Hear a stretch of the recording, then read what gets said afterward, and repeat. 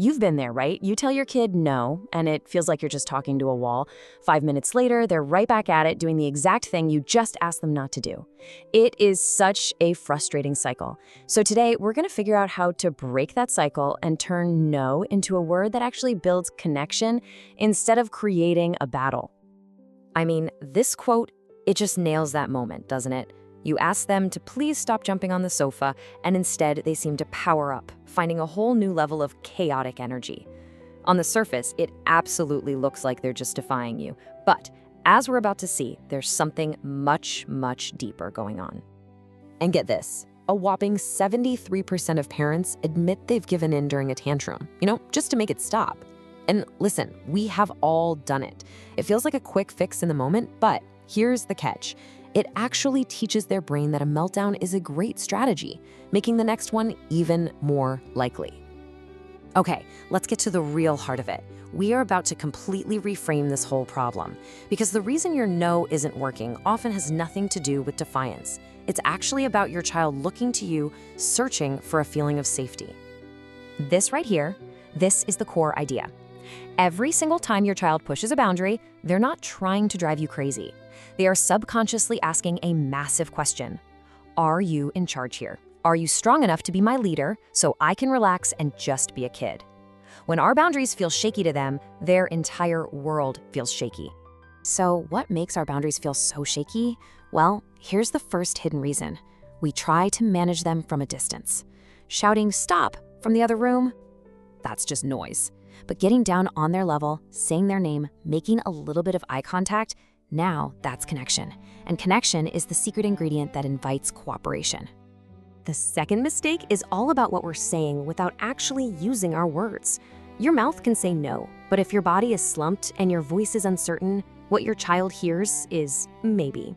They are absolute experts at sensing our hesitation. Standing tall, speaking calmly, your confident posture does half the work for you. It screams, "I'm a safe leader." And the third big one, oh boy, we use way too many words. When a child is melting down, their logical thinking brain has literally gone offline. That brilliant lecture you've prepared, it's just static to them. What they need are short, clear, simple phrases. Something like, "I won't let you throw the toy, you're safe." See how that sets the limit and offers reassurance all in one go? Okay, so we've totally unpacked the why. Now let's get into the how. In this section, we're gonna walk through a really simple but honestly game-changing method you can start using today. It's a clear 3-step approach that takes all this theory and puts it right into action. Here it is. Step 1, you set the expectation before the storm even starts brewing. Step 2, and this is a big one, you have to expect resistance. It is literally part of their job to test the limits you set. And step 3 is where the magic happens. You follow through with what we call loving firmness. That sounds like, "I said no candy today. I know you're really sad about that." You hold the boundary while also holding space for their big feelings about it. Okay, this is the question that I know keeps so many parents up at night. What on earth do you do when that frustration boils over into hitting or kicking? It's scary for sure, but it does not mean your child is bad. It just means they are completely overwhelmed and they desperately need your help to feel safe again. So here's the plan. Step 1, safety, always. You calmly and firmly stop the action. "I won't let you hit me." This isn't about punishment, it's about confident leadership. Then step 2, and this is key. After the storm has passed and everyone is calm again, that's when you connect. You offer empathy, not another lecture about their behavior. And this quote just perfectly explains why that timing is so important. When a child is flooded with shame, their brain literally can't learn anything. It's in lockdown. But when they feel seen and understood, even after making a big mistake, that's when their brain opens back up. Connection is the key that unlocks their ability to learn a better way. So we know what to do in the heat of the moment, but what if you could stop the power struggle before it even begins? This brings us to a fantastic tool, our little secret weapon, humor. A little bit of laughter can completely change the energy in a room and turn that budding resistance right back into cooperation. And here are 5 really practical ways to do it. You can turn putting shoes on into a race, or challenge them to brush their teeth like a silly robot. You can even have the toys do the talking. The blocks are sleepy and want to go home. And hey, if you have to, break out a spontaneous dance party or even a potty joke, no judgment. If it works, it works. The goal here is just to be playful, not permissive. And here's a fantastic pro tip. It turns out that when kids are really deeply engaged in good, meaningful play, they are just naturally more cooperative. Their little brains are busy and happy, which means they are way less likely to go looking for negative attention.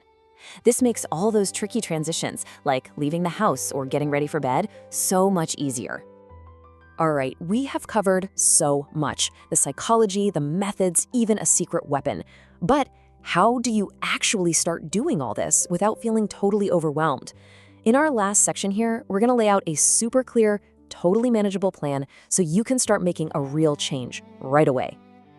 And just look at how simple this is. This week, your only job is to focus on that connection first rule. That's it.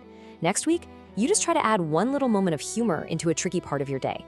And in week 3, you work on that internal shift, reminding yourself they're having a hard time, not giving me a hard time.